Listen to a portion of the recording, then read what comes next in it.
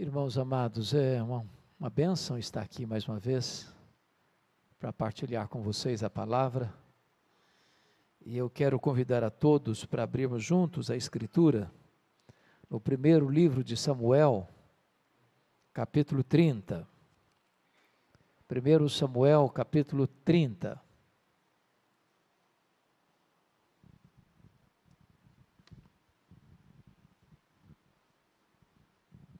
Está escrito o seguinte: Sucedeu, pois, que chegando Davi e os seus homens ao terceiro dia, a Ziclague, já os amalequitas tinham dado com ímpeto contra o sul Ziclague, e a esta ferido e queimado.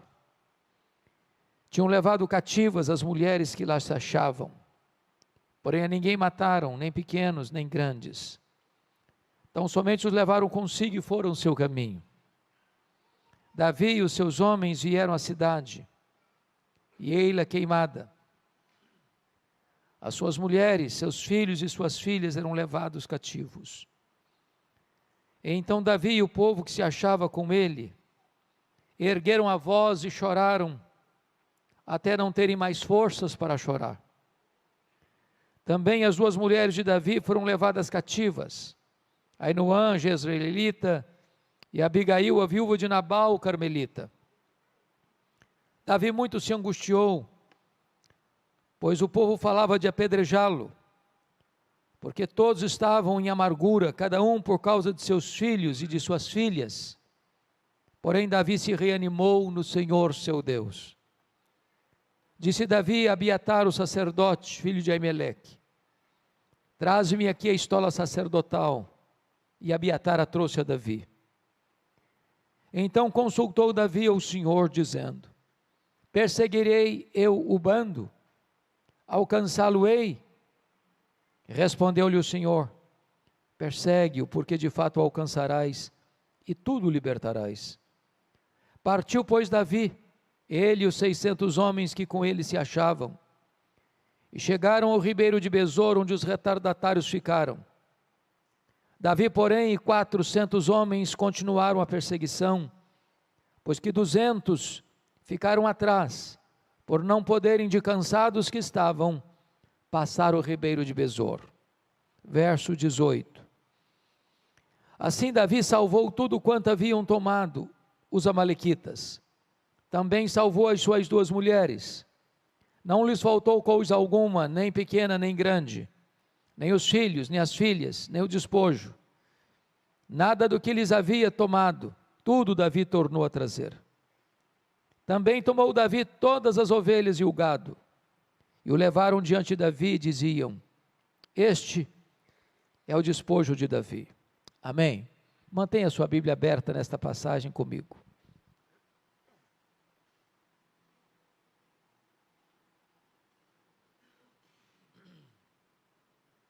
Irmãos, esse texto relata uma grande crise familiar. Esse texto relata o fato do sogro querer matar o genro. O sogro é Saul, o rei. O genro é Davi, o futuro rei. Davi não tem mais para onde fugir do seu sogro. O rei está louco, tomado por um espírito maligno, e procura matar Davi de todas as formas, usando todos os meios, fazendo desse projeto talvez a sua principal plataforma de governo. Davi precisa se esconder do seu sogro nas cidades, nos campos, nos desertos, nas cavernas. Quando Davi percebe que não tem mais como fugir do seu sogro, ele busca asilo político entre os filisteus, históricos inimigos de Israel. E diz a Bíblia que o rei filisteu, o rei Aquis, abriga Davi, acolhe Davi, simpatiza-se com Davi, e Davi pede para ele uma cidade para que pudesse abrigar ele, sua família e os 600 homens com suas respectivas famílias que o acompanhavam. Aquis designou-lhe a cidade de Ziclag.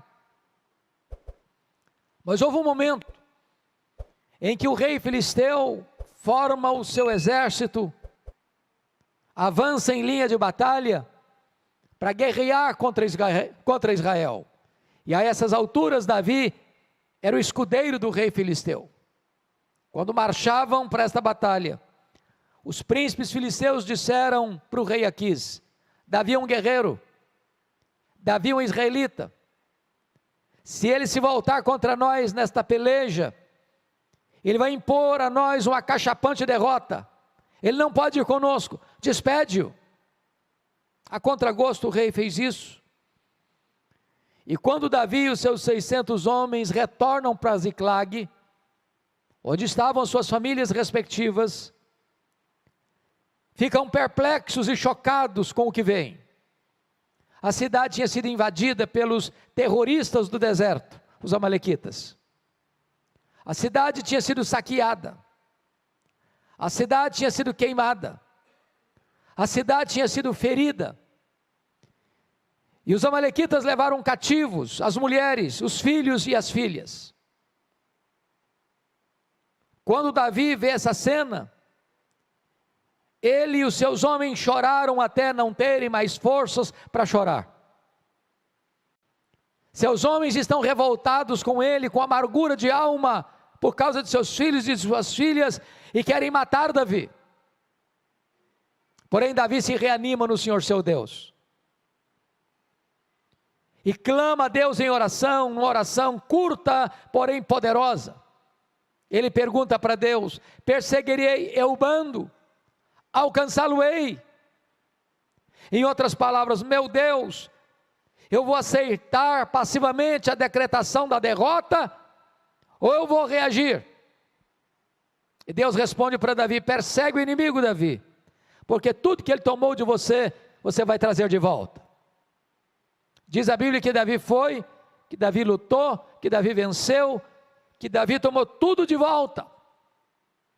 Não ficou nada para trás, nem as mulheres, nem os filhos, nem as filhas, nem as coisas grandes, nem as coisas pequenas. Tudo Davi tornou a trazer.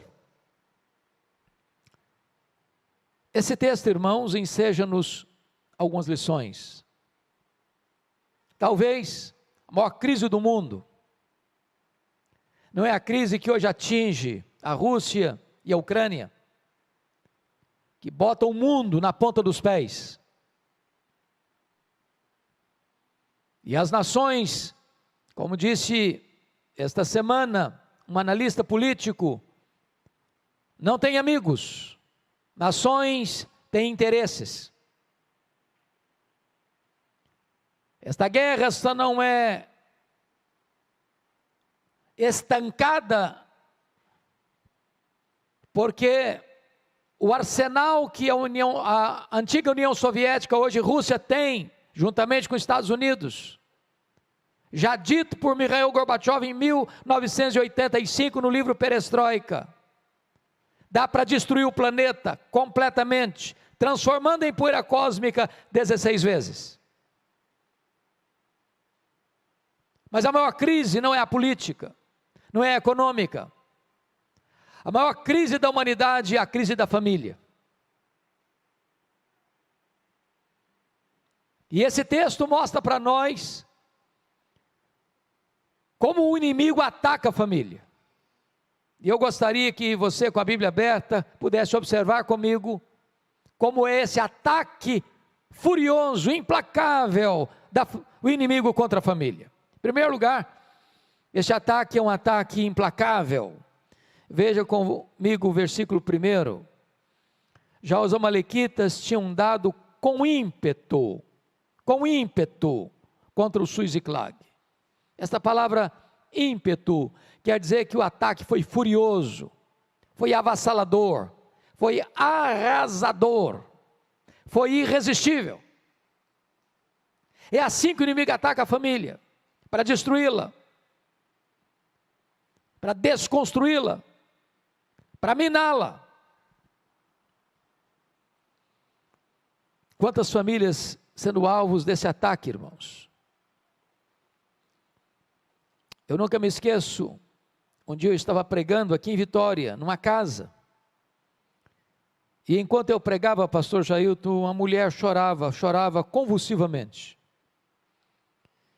Quando eu terminei a mensagem, eu fui procurar aquela mulher e disse: o que está acontecendo?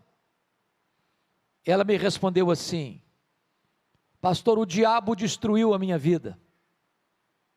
E eu disse: mas o que a senhora quer dizer com isso? Ela respondeu: eu tinha uma família, meu marido, meus 2 filhos, um bom apartamento, um bom salário, mas nós não tínhamos paz, havia uma nuvem escura, havia um ambiente pesado na nossa casa.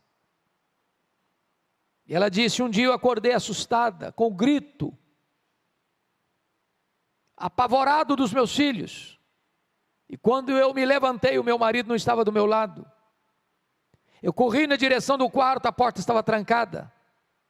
Eu bati a porta não se abriu. Eu arrombei a porta e me deparei com um quadro horrível. O meu marido estava apunhalando os nossos filhos. E quando eu entrei no quarto, ele enterrou o punhal sobre o próprio peito e caiu ensanguentado sobre os corpos sem vida dos meus filhos. Ela me disse: eu levei toda a minha família para o cemitério. O diabo destruiu a minha vida. Notinha de rodapé. O ano passado, há 2 anos, ao melhor juízo, 2 anos, nós estávamos aqui no centro da cidade, distribuindo o folheto cada dia, o livreto cada dia. E uma mulher olha para mim, me reconhece e disse: eu posso lhe dar um abraço? Falei: pode, mas eu não sei quem é a senhora. Ela me disse: eu sou aquela mulher que há tantos anos estava naquele culto que o senhor pregou. Eu levei toda a minha família para o cemitério. Pastor, eu quero dizer para o senhor que Jesus me salvou, que Jesus transformou minha vida, que eu vivo com esperança hoje em Cristo Jesus. Eu fiquei tão feliz de receber o abraço daquela mulher. Há muitas pessoas, irmãos, vítimas desse ataque furioso do inimigo. Mas veja em segundo lugar, no versículo 1, quando está escrito que nesse ataque feriram e queimaram a cidade. Você queima estruturas, mas você fere pessoas. Há muitas pessoas feridas hoje, irmãos, feridas na alma, feridas na honra, feridas nas emoções, feridas psicológica e fisicamente, pessoas que sofreram abusos, pessoas que foram humilhadas, pessoas que vivem até hoje esse drama. Eu estava certa feita na cidade de Patrocínio, pregando num congresso de médicos e enfermeiros e enfermeiras cristãs, e me lembro que havia uma enfermeira muito sorridente, muito alegre, muito extrovertida, fazendo a recepção. Quando eu preguei a minha primeira palestra, dei a minha primeira palestra, aquela enfermeira se aproximou de mim e me fez uma pergunta muito curiosa. Ela me disse assim: o senhor está vendo esse sorriso bonito que eu tenho? Eu disse: é claro, é impossível não ver. Ela me respondeu: mas esse sorriso é uma mentira, pastor. Por trás desse sorriso eu carrego uma alma enferma, doente, ferida. Há muitas pessoas que estão sorrindo, mas lá no silêncio do travesseiro choram. Lá no recesso da alma estão doentes, cativas, feridas, machucadas emocionalmente. Um dia um irmão me procurou e disse: pastor Hernandes, o senhor não conhece a minha mãe? A minha mãe tem quase 80 anos, e a minha mãe é uma mulher triste. Desde que eu a conheço, eu sou o filho mais velho, ela é uma mulher triste. Já levamos para todo tipo de médico que o senhor possa imaginar. Já tomou todo tipo de remédio que o senhor possa pensar. Nada, ninguém curou até hoje a tristeza crônica da minha mãe. O senhor podia orar por ela. Eu disse, eu vou orar por ela. Quando eu cheguei naquela casa, aquela senhora estava sentada com semblante abatido, com um olhar distante. Eu fui conversando com ela. Daqui a pouco, pela graça de Deus, ela disse para sua família, eu quero ficar sozinha com o pastor. Quando eu fiquei sozinho com ela, ela me olhou nos olhos e me disse assim, pastor Hernandes, eu sofro há 60 anos. Disse, o que houve? Ela me disse, eu traí meu noivo. Ele nunca ficou sabendo. Fui casada há muitos anos, já sou viúva há tantos anos. Mas aquele pecado está tão vivo na minha memória como se eu tivesse cometido hoje de manhã. Eu não tenho paz. Eu vivo numa masmorra emocional. Eu sou atormentada todo dia pelo chicote da culpa. E eu confesso para vocês que eu chorei com aquela mulher. Por ver como o inimigo tinha mantido aquela mulher debaixo das suas garras. Tantos anos. E eu falei para ela de Jesus. E eu falei para ela da graça. E eu falei para ela da cruz. E eu falei para ela do perdão que há em Cristo Jesus. E eu falei para ela do sangue do Cordeiro que pode nos purificar de todo o pecado. E naquele dia aquela mulher se rendeu a Jesus. Sorriso brotou nos seus lábios. E eu tive o privilégio de acompanhá-la, de discipulá-la. Até o dia que, 10 anos depois, o Senhor Jesus a chamou para si. Mas estava machucada e ferida há tantos anos.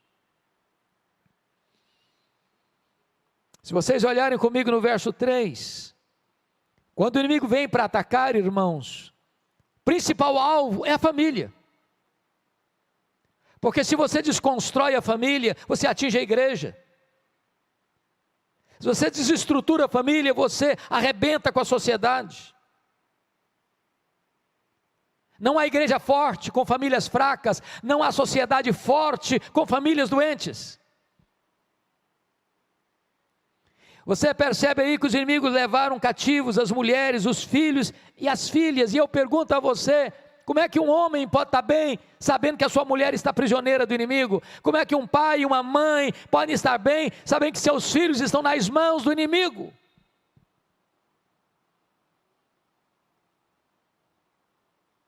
E há muitos laços, e há muitas armadilhas, e há muitas armas que o inimigo usa, o arsenal é pesado para atingir a nossa casa, atingir a nossa família.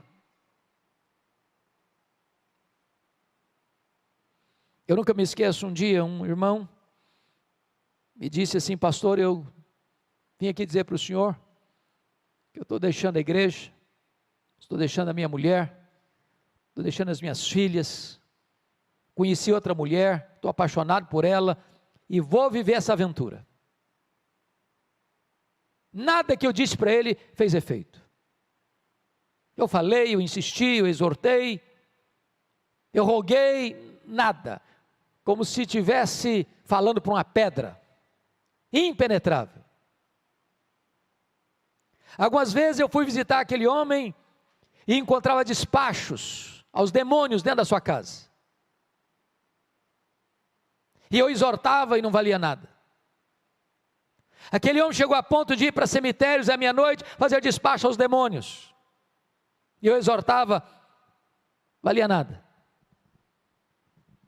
Um dia eu cheguei para aquele homem e disse, eu preciso contar uma história para você. E eu contei a história que eu vivi na África do Sul, lá entre os Zulus. Os Zulus têm uma prática curiosa. Quando um rapaz começa a namorar com a moça, o rapaz dá um lenço branco para ela. Enquanto o namoro durar, a moça fica com o lenço branco. Se o namoro terminar, ela precisa devolver o lenço branco para o rapaz. Se ela não devolver, é como se ela quisesse ou desse liberdade para aquele rapaz até abusar dela. Nós estávamos na missão, quando aconteceu um fato de um ex-namorado abusar de uma moça. a ex-namorada. Os pais levaram o caso às autoridades. A primeira pergunta que foi feita foi essa, para a menina: você devolveu o lenço branco para o rapaz? Ela disse não. E eles disseram: então não podemos fazer nada, essa é a nossa cultura. E eu disse para aquele homem: você precisa devolver o lenço branco. Passaram-se uns 3 meses, pastor Jailton. Eu estava no gabinete pastoral, aqui na sala 1, o telefone tocou, era ele. E ele me disse: pastor, corre na minha casa, que eu quero devolver o lenço branco. Corri para lá. Irmãos, poucas vezes eu vi uma cena daquela na vida. Ele é sentado na minha frente, de repente aquele homem começa a tremer da cabeça aos pés. Esse homem começa a suar a roupa, a ponta da roupa ficar completamente encharcada. E eu sabia o nível da batalha espiritual que ele estava vivendo. E eu disse: você quer devolver o lenço branco? Ele disse: pastor, eu preciso. Disse: então você vai pegar uma caixa, e tudo que você tiver de feitiçaria dentro dessa casa, bote dentro dessa caixa. E aí começou a trazer velas, patuás, aventais, correntes e tantas outras coisas. Encheu aquela caixa. Eu disse: agora nós vamos levar para o quintal e queimar isso, como um símbolo do rompimento com toda a prática de feitiçaria. Peguei 1 litro de álcool, charquei tudo aquilo com álcool. Ele pegou o palito de fósforo, riscou e não pegou fogo. Riscou o segundo palito de fósforo, não pegou fogo. Ele deu uma risada, uma gargalhada cavernosa e disse: não vai pegar fogo. E eu disse: vai pegar fogo em nome de Jesus, que agora quem vai riscar o palito de fósforo sou eu. Quando eu risquei o palito de fósforo, o fogo pulou naquela caixa, e ele deu um grito desesperador e caiu desacordado aos meus pés. Eu clamei pelo nome de Jesus. O Senhor trouxe aquele homem à consciência, com o coração quebrantado, arrependido, e Deus libertou naquele dia, naquela circunstância. Mas estava prisioneiro do inimigo. Agora notem, outra artimanha do inimigo, irmãos, está aí no versículo de número 6. Davi muito se angustiou, pois o povo falava de apedrejá-lo, porque todos estavam em amargura, cada um por causa de seus filhos e de suas filhas. Notem vocês, quando eles chegam, aqueles homens leais a Davi, aliados de Davi, soldados de Davi, se colocam contra Davi, para matá-lo. Tem hora que eu fico me colocando no lugar de Davi, com um pastor que tem uma igreja de 600 membros, não tem nenhum membro do lado do pastor, todos querem matá-lo. Eu acho que eu me desidrataria, eu acho que eu acabaria ali, liquefeito, uma situação dessa. Mas aqui está um retrato, irmãos, que acontece hoje. Surge um problema na família, marido acusa a esposa acusa o marido, os pais acusam os filhos acusam os pais, vira um pé de guerra dentro de casa, por não discernir as coisas espiritualmente. Eu quero dizer para você que o seu problema não é a sua mulher, não é o seu marido, não é o seu filho, não é a sua filha, não é seu pai, não é sua mãe, não é seu genro, não é sua nora, não é sua sogra, não é seu sogro, não é seu cunhado, não é sua cunhada, não são seus parentes. A nossa luta não é contra carne e sangue, mas contra principados e potestades, contra dominadores deste mundo tenebroso, contra forças espirituais do mal. Preste atenção na frase que eu vou lhe dizer agora. Quando você faz do aliado inimigo, você faz do inimigo aliado. É hora da família se unir, é hora da família orar, é hora da família compreender contra quem é a luta, senão nós vamos gastar nossas energias lutando uns contra os outros, machucando uns aos outros, querendo apedrejar uns aos outros. Mas em último lugar, nessa estratégia do inimigo, nesse primeiro ponto, vá comigo ao verso 16 desse texto. Nós não lemos no começo, vamos ler agora. Veja o que está acontecendo aí. Eis que estavam espalhados sobre toda a região, comendo, bebendo e fazendo festa por todo aquele grande despojo que tomaram da terra dos filisteus e da terra de Judá. Quando o inimigo ataca o povo de Deus, fere o povo de Deus, torna cativo alguém do povo de Deus, o texto está dizendo aí, esse inimigo celebra, festeja acerca dessa vitória. A pergunta, portanto, a fazer nesta noite é esta: onde a minha vida, onde a minha família está produzindo festa? No acampamento de Deus ou no arraial do inimigo? Me permita ilustrar isso. Acho que todos vocês conhecem a história de Sansão. Sansão era um milagre de Deus. Sua mãe era estéril. Seu nascimento foi anunciado por Deus. Sansão nasceu para ser um libertador. Sansão foi consagrado a Deus desde o ventre. Ele era um nazireu.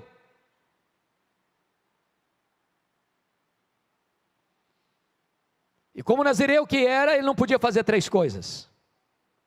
Ele não podia tocar em cadáver, ele não podia beber bebida forte, beber vinho, e não podia cortar o cabelo.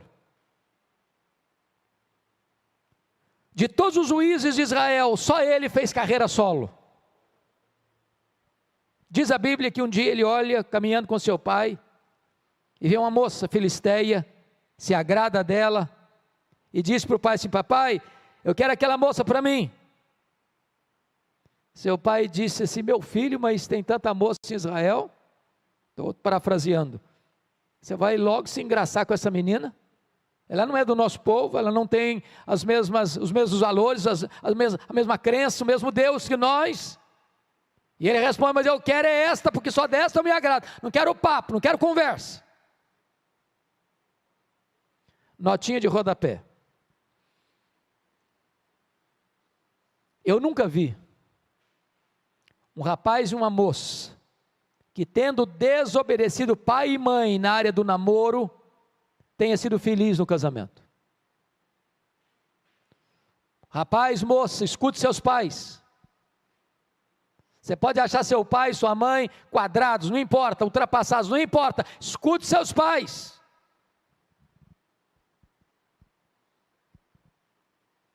Pai e mãe, tenha coragem de interferir no namoro de seus filhos. Eles podem até não gostar, eles podem até chorar, mas choro não mata filho não, mas casamento ruim mata. Se o pai e a mãe estão percebendo que o menino chega em casa chorando, a menina chega em casa chorando, atendeu o telefonema, termina o telefonema chorando, está na hora de parar com esse namoro. Que namoro ruim é um ensaio para um casamento trágico. Diz a Bíblia que o Sansão está indo para a casa da moça, e de repente um leão novo sai em cima dele, ele pega o leão e rasga como se rasga um cabrito. Eu quando leio esse texto começo a dar risada, porque eu não consigo rasgar um coelho, quanto mais um cabrito e um leão. E aí jogou o corpo do leão para lá, no dia do casamento.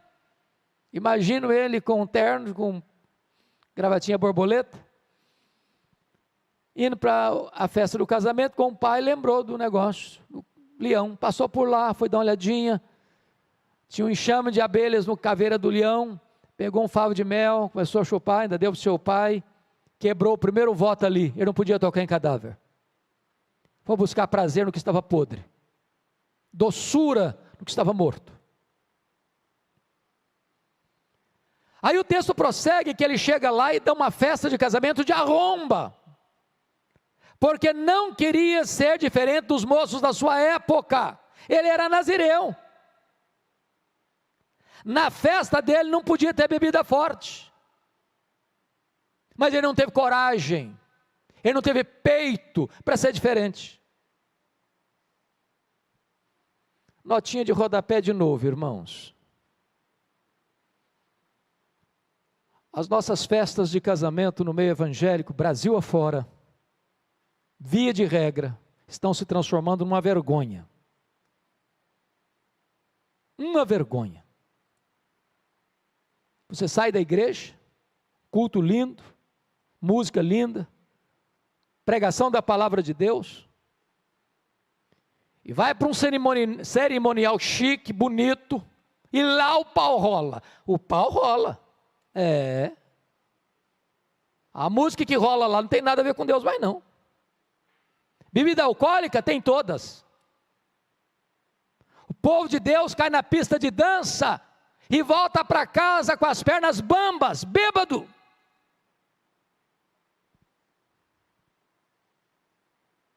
Precisaríamos ter coragem para dizer, não, eu sou crente, eu sou nazireu, sou consagrado, a minha festa é diferente.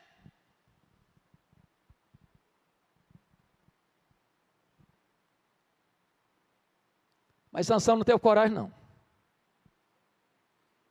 E diz a Bíblia que aquele casamento devia ir para o livro dos Guinness, porque nem lua de mel teve. E a pessoa sai da festa para matar 30 filisteus, eu não acho graça nenhuma nisso. Quando ele volta, o sogrão dele tinha dado a mulher dele para outro homem. Ele ficou irado, queimou a campina dos filisteus, deram um jeito de prendê-lo, usando os próprios israelitas para prendê-lo. Ele mata 1000 filisteus com a queixada de jumento, desce a Gaza, e diz a Bíblia que lá ele se deita com a prostituta, um homem de Deus, cheio do Espírito Santo, porque um abismo leva a outro abismo. E ele sai de Gaza com o portão da cidade nas costas, e com os pecados da cidade no coração, e vai deitar no colo de Dalila, já que tinha quebrado os 2 primeiros votos, e agora ele começa a brincar de novo, até que Dalila, na 4ª vez, consegue cortar o cabelo dele, por meio dos filisteus, e ele que já tinha se livrado da primeira, da segunda, da terceira vez, diz, ainda desta vez eu me livrarei. Livrou coisa nenhuma, ficou preso. O pecado é assim, você se livra da primeira, da segunda, da terceira, na 4ª você fica. Sansão, luz, ficou nas trevas, ficou cego. Sansão, libertador, ficou preso. Sansão, homem que deveria trazer glória para o nome de Deus, foi levado para o templo de Dagon, e lá eles zombam de Deus, escarnecem dele, porque um servo de Deus brincou com o pecado, foi motivo de festa no arraial do inimigo, e não no acampamento de Deus. É claro que se eu terminasse aqui, você ficaria desesperado e eu também. O que você faz quando você constata que o inimigo está atingindo a sua casa, a sua família? Primeiro lugar, versículo 4, olha comigo. Então Davi e o povo que se achava com ele ergueram a voz e choraram, até não terem mais forças para chorar. Irmãos amados, essa é a necessidade da igreja hoje, da minha vida, da sua vida, da nossa casa. Hoje o povo de Deus está chorando com os melodramas de Netflix. Mas às vezes não choramos pelo estado espiritual da nossa vida, da nossa casa, da nossa família.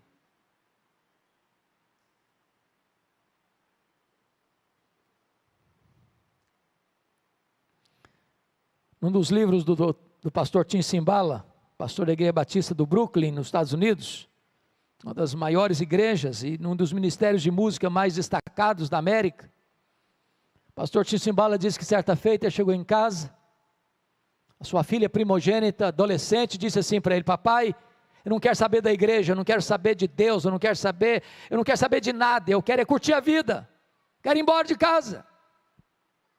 E o pai pediu, insistiu, chorou, não adiantou não, a menina pegou a mochila, saiu de casa. Pastor Tim Cymbala chegou a pensar em largar o ministério.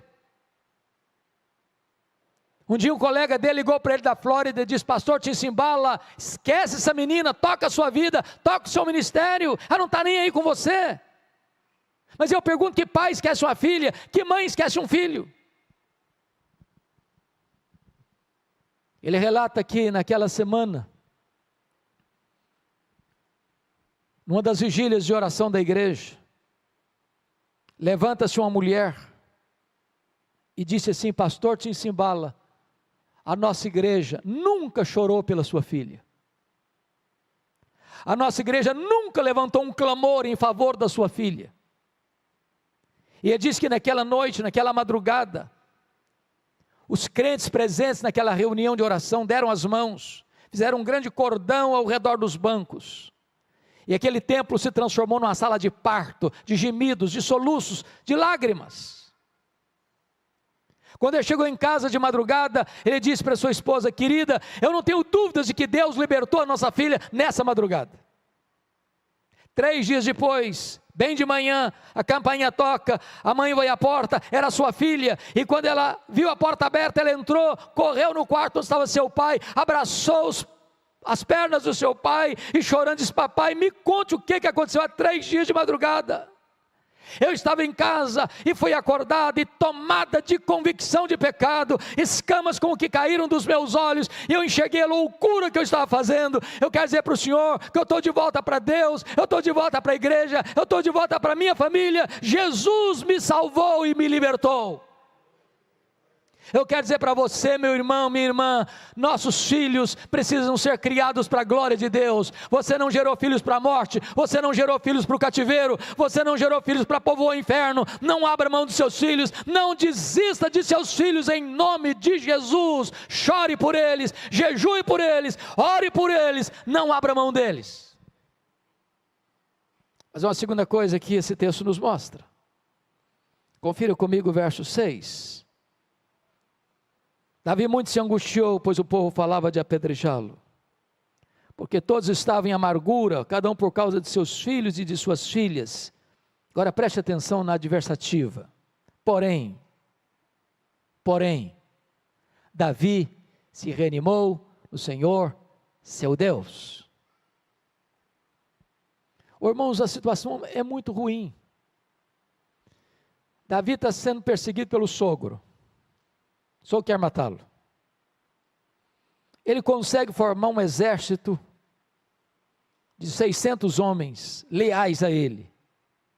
E agora os 600 homens também querem matá-lo. Sua família está toda na mão do inimigo. As famílias dos seus homens leais a ele estão todas nas mãos do inimigo. Ele está sozinho. Os inimigos estão rindo, festejando. A situação é a pior. Mas nessa conjuntura toda, diz a Escritura, ele se reanimou no Senhor, seu Deus. Tem hora que parece que não tem mais jeito, tem hora que parece que você chegou no fim da linha, tem hora que parece que você chegou no fundo do poço, tem hora que parece que você quer jogar a toalha, não tem mais jeito, é melhor desistir, não tem mais esperança para o meu casamento, para a minha família, para os meus relacionamentos. Mas mesmo que você chegue no fim da linha, com Deus tem esperança, com Deus tem jeito. Ele se reanimou no Senhor, seu Deus. O que é maravilhoso no texto, que essa não é reação com bravatas humanas. Ele se reanima, não para brigar, não para medir forças, não para estadiar seus direitos. Ele se reanima no Senhor seu Deus e busca a Deus em oração. Irmãos, tem muito momento na vida da família que a gente quer ganhar no argumento, quer ganhar na força, quer ganhar no direito, quer ganhar no tribunal. E há nós na família que só são desatados com oração.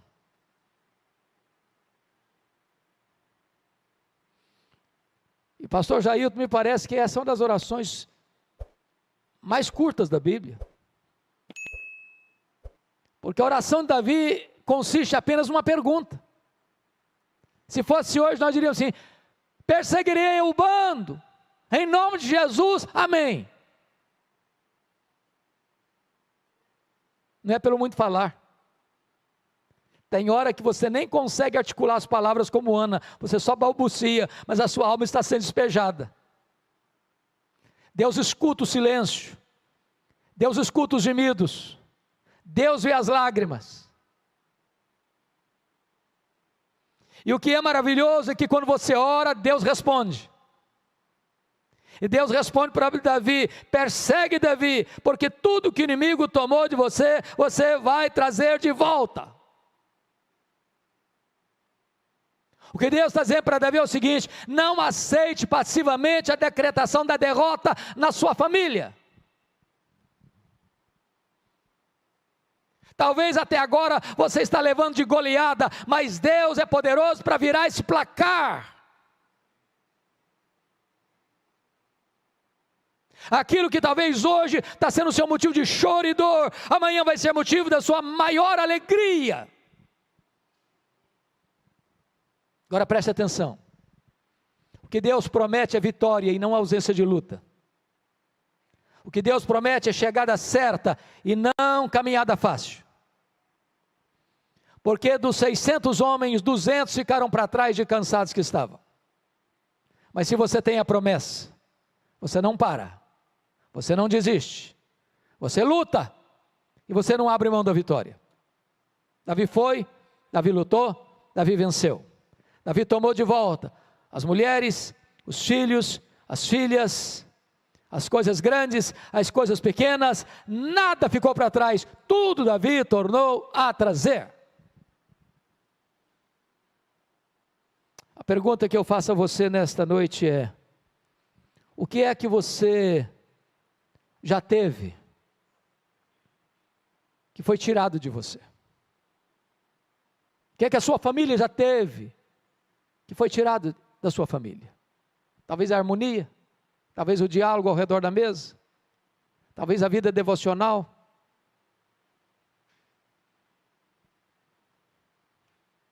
Talvez o carinho, o afeto conjugal, relacionamento gostoso, harmonioso com os filhos, com os pais. Toma de volta em nome de Jesus. Toma de volta em nome de Jesus. Eu quero concluir levando vocês ao livro de Êxodo. Para mim é o livro mais importante da Bíblia na área de batalha espiritual. Porque se Faraó é um símbolo do diabo, o Egito é um símbolo do mundo, a saída do Egito é um símbolo da redenção pela cruz de Cristo. E quando Moisés liderava esta saída do Egito, da escravidão do Egito, Faraó tentou 4 alternativas para impedir o povo de sair. A primeira delas está no capítulo 8, verso 25. Faraó disse para Moisés assim: Moisés, adore a Deus aqui mesmo, sirva a Deus no Egito mesmo, não precisa sair do Egito para servir a Deus, levante altares aqui. E a ideia de que você pode ser crente sem mudar de vida. Moisés rejeitou decisivamente essa proposta. Disse: não, nós vamos embora. Egito é lugar de escravidão, nós vamos embora, somos livres agora, estamos saindo aqui. Aí o faraó partiu para a segunda proposta, está no capítulo 8, verso 28. Tá bom, então vocês vão embora, mas não vá muito longe não, fica aqui por perto. E ele até disse: ore por mim. Deixa eu dizer uma coisa: o diabo nunca é tão perigoso como quando ele veste a capa da piedade. É a ideia de que você pode ficar no fio da navalha. É a ideia de que você pode dizer assim: eu sei até onde eu posso ir e a hora que eu devo parar. É a ideia de você desfrutar da igreja e do mundo ao mesmo tempo. Ter vida dupla. Moisés recusou frontalmente. Bom, os vizinhos, não, vamos embora. Aí o faraó partiu para a terceira proposta, capítulo 10, versos 10 e 11. Tá bom, vocês podem ir embora. Cabecinha branca, pode tudo ir embora. Vocês servem a Deus. Os jovens, as crianças ficam no Egito. Irmãos, essa proposta hoje está tão sutil, porque tem muita gente hoje, que pensa isso. A juventude passa, Jovem tem que curtir a vida. Se não curtir agora, vai curtir quando? Eu nunca me esqueço, me permita contar isso. Um dia eu fui convidado para pregar numa igreja, uma das maiores igrejas da nossa denominação, numa das belas cidades do Brasil. E era um trabalho da juventude. E eu, o pastor Jair sabe da dificuldade que eu tenho de me dar tema. Se você me der um tema para pregar, eu fico completamente desconcertado. Eu não sei lidar com tema. Eu gosto de pegar um texto e expô-lo, mas me dá um tema, eu fico perdido. E naquele dia me deram um tema. E o tema era santidade. Aí cheguei, preguei. Terminei de pregar, um grupo de moços me pegou pelo braço, literalmente. Me arrastou para uma sala. E um dos rapazes, eu não sabia quem era direito, acho que era o líder deles, botou o dedo no meu nariz e disse: o senhor é um homem retrógrado, o senhor é um quadrado, o senhor está pensando o quê? Nós somos jovens universitários. Qual o problema de ir na boate? Qual o problema de ir na balada? Qual o problema de tomar o nosso shoppingzinho no sábado à tarde? Domingo nós estamos na igreja, nós somos conscientes, somos maduros. Eu quase apanhei. E eu fiquei desconcertado. Mas naquele momento eu disse para eles assim: olha, vocês me convidaram, eu não vim aqui porque eu quis. Vocês até me deram um assunto para tratar. Agora, antes de ir embora, eu preciso dizer para vocês, então, duas coisas. Primeiro, 1 Coríntios 10, 31. Portanto, quer comais, quer bebais, quer façais qualquer outra coisa, fazei tudo para a glória de Deus. Vocês querem ir para a boate? Pode ir. Quer ir para a balada? Pode ir. Quer encher a cara? Pode encher. Mas tem que ser para a glória de Deus. Se conseguirem fazer para a glória de Deus, vai em frente. Duvido que consigam. Segunda coisa, Colossenses 3,17, e tudo que fizerdes, seja em palavra, seja ação, fazer em nome do Senhor Jesus, dando por isso graça a Deus Pai. Então eu falei, quando vocês forem para a balada, você tem que dizer isso: estou aqui em nome de Jesus, oh meu Deus, para a glória do teu nome, estou enchendo a cara aqui. Se conseguirem, vão em frente, e até logo. Saiu mais rápido. Me deu uma amnésia, pastor. 10 anos depois, recebo um convite, esqueço. Era na mesma igreja. Quando eu chego, uma mulher me aborda, me fazendo a pior pergunta que você pode fazer para um pastor. Nunca faça essa pergunta para um pastor. Perguntou assim: o senhor se lembra de mim? Essa pergunta é horrível, porque normalmente a gente não lembra mesmo. Eu olhei, tornei a olhar, falou: ô minha irmã, a senhora me desculpa, mas não lembro não. Ela me disse assim: eu sou a mulher daquele rapaz que botou o dedo no seu nariz. Falei: pronto, não apanhei da primeira, vou apanhar da segunda. Não apanhei do filho, vou apanhar da mãe. Eu disse: minha irmã, o que aconteceu com seu filho? Ela me disse: pastor Hernandes, naquele dia que o senhor confrontou meu filho, Deus mudou a história dele. Meu filho é um homem de Deus. Meu filho é um homem cheio do Espírito Santo. Meu filho compreendeu que a vida com Jesus vale a pena. Então deixa eu dizer uma coisa para você: lugar de jovem curtir a vida é na igreja, é na casa de Deus, porque é na presença de Deus que tem plenitude de alegria. Mas eu partir para a quarta proposta. Está lá no capítulo 10, versos 24 e 25. Tá bom, vocês podem ir embora. Vai todo mundo embora. Mas os rebanhos ficam. Vocês servem a Deus, o dinheiro de vocês serve ao Egito. Deixa eu lhe dizer algo muito solene. Se o seu bolso não está convertido, muito provavelmente seu coração também não está. A Bíblia diz que onde estiver o teu tesouro, aí estará o teu coração. A resposta de Moisés para Faraó é incrível. Ele respondeu assim: Faraó, você quer os nossos rebanhos? Pois fique sabendo que nenhuma unha vai ficar no Egito. Nenhuma unha. Até hoje eu não sei muito bem para que serve uma unha. Deve servir para alguma coisa. O que Moisés está dizendo é o seguinte: tudo que Deus nos deu vai estar a serviço de Deus. Não deixamos nada na mão do inimigo. E hoje eu quero encorajar você, meu irmão, minha irmã, a tomar de volta o que Deus lhe deu. Não deixe nada nas mãos do inimigo. Eu quero orar com vocês. Quero orar pela sua vida, quero orar pela sua família. Quero orar pelos seus filhos, pelos meus filhos, pelos nossos filhos. Vivemos dias difíceis, de muitas lutas. E se você hoje anseia ardentemente ver Deus fazendo coisas extraordinárias na sua vida, na sua casa, na vida de seus filhos, eu gostaria que, se você particularmente, especificamente, tem uma causa para colocar diante de Deus, nesse sentido, que você ficasse em pé agora, onde você está, eu quero orar por você em nome de Jesus.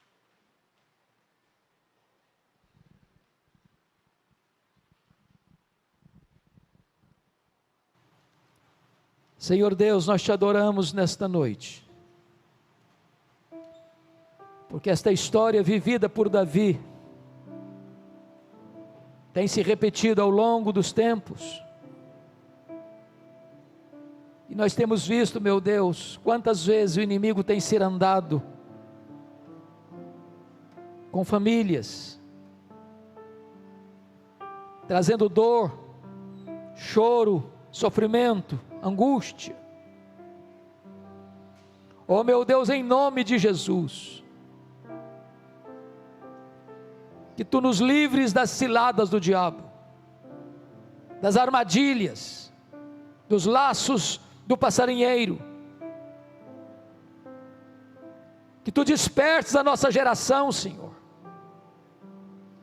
que Tu disperses os casais da igreja, as famílias da igreja, para que vigiemos, para que não haja brecha para os dardos inflamados do maligno trazerem feridas na nossa vida. Por amor do Teu nome, salva a família. Por amor do Teu nome, liberta o cativo. Por amor do Teu nome, traz de volta os filhos desviados. Por amor do Teu nome, restaura os que caíram, Senhor. Abre os olhos dos que não estão enxergando, em nome de Jesus. Rompe as cadeias, quebra os laços, glorifica o Teu nome.